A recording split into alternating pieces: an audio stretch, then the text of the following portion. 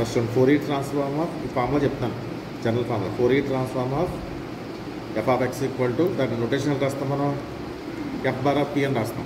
దాన్ని ఎల్డిఫైన్ చేస్తాం 1/√2π into -2 plus infinity f of x into e power i p x d x అని రాస్తాం. ఇన్వర్స్ ఫోరియర్ ట్రాన్స్ఫార్మ్ చెప్తాం. అంటే Fourier transform f of x define చేస్తే దాన్ని ఫోరియర్ ట్రాన్స్ఫార్మ్. ఇన్వర్స్ ట్రాన్స్ఫార్మ్ అంటే ఏం చెప్పాలి? ఎఫ్ ఆఫ్ ఎక్స్ చెప్పాలి. ఈరోజు ఇన్వర్స్ అప్లై చేస్తే ఎఫ్ క్యాపిటల్ ఎఫ్ క్యాన్సిల్ అయిపోతుంది కదా.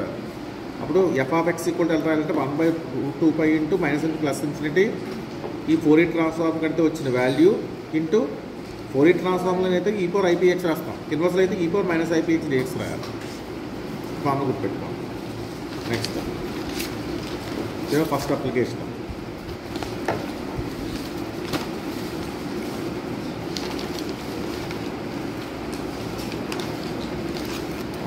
First integral transforms.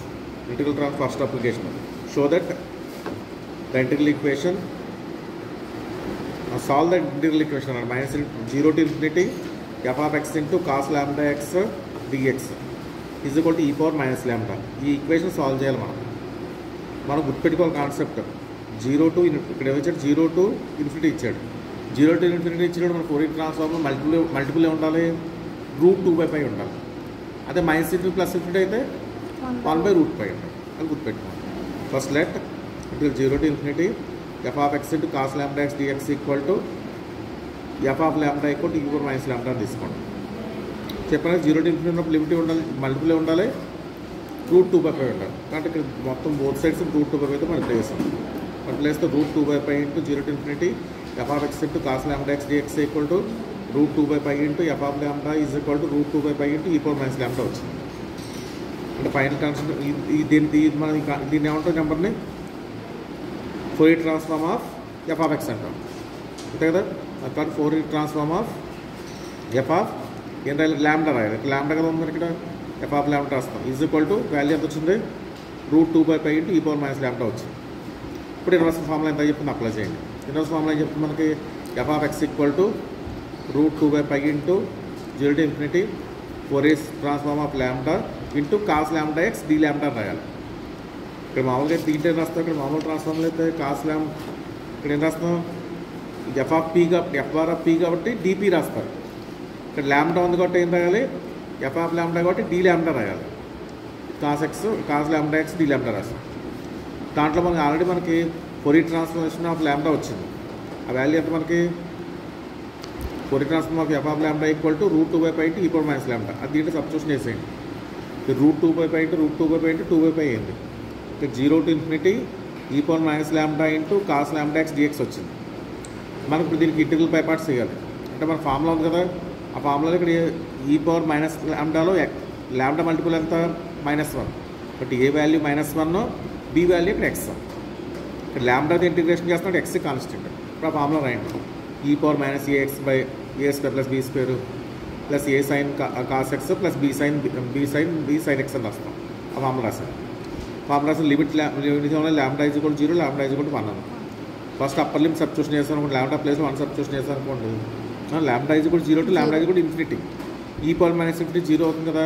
But upper లిమిట్కి value అంతా 0 ఇంకా ఓన్లీ లోవర్ లిమిట్గా వస్తుంది value. Minus lower limit substitution చేస్తే ఈ పవర్ -0 అంటే 1. ఇక్కడ 1 + ల్యాండా 1 + x² ఇంటూ ఇక్కడ cos 0 వస్తుంది. cos 0 వాల్యూ 1 కాబట్టి ముందు -1 వచ్చింది. సింప్లిఫై చేస్తే మన కంక్లూజన్ 2/1 + 1 వచ్చింది. మనకు 2 అయింది. ఇది చూడండి. Show that integral 0 to infinity cos lambda x by 1 + λ² d lambda equal to π into e power minus x, π/2 into e power minus x అని ప్రూవ్ చేయమన్నాడు. సేమ్ ఇంత చేసినట్టు చేయాలి మన దగ్గర. అంటే వీ నో దట్ మన ఫార్ములా ఇంత చేస్తాం కదా. ఫార్ములా అంటే 0 to infinity e power minus x into cos lambda x dx ఎంత వచ్చింది మనకి?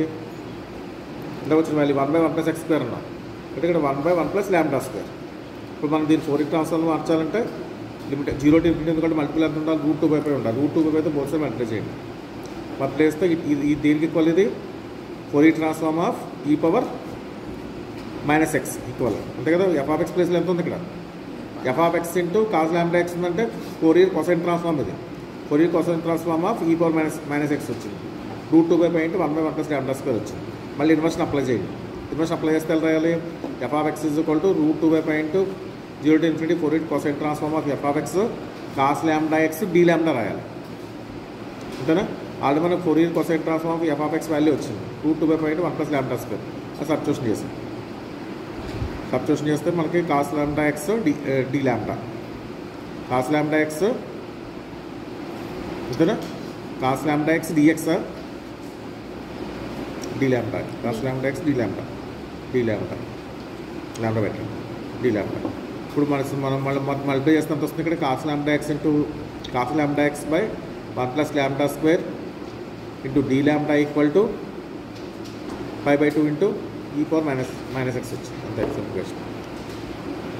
అర్థమైందా?